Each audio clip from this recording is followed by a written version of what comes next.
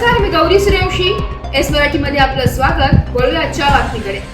मालेगाव ग्रामीण भागातील 26 अवैध धंद्यांवर कारवाई केली आहे. मुद्देमाल उद्ध्वस्त करून कारवाई केलेली आहे. आज चिखलबळ, पाटणे, आघार, यसगाव, टिंगरी, झोडेगे, दहिद या गावांवर मालेगाव तालुका पोलिसांनी मोठी कारवाई केली आहे.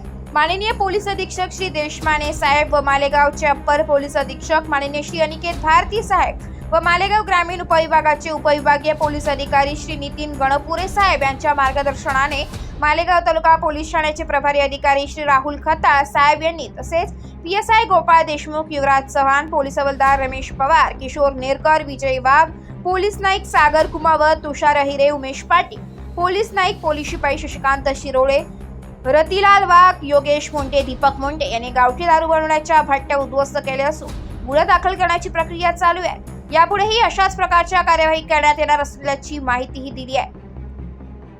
एस मराठी न्यूज साठी प्रतिनिधी विजय बडोते, मालेगाव. अशाच नवीन ताज्या घडामोडी जाणून घेण्यासाठी आमच्या एस मराठी न्यूज चॅनलला लाईक करा, शेअर करा, सबस्क्राईब करा आणि बेल आयकॉनला क्लिक करायला विसरू नका.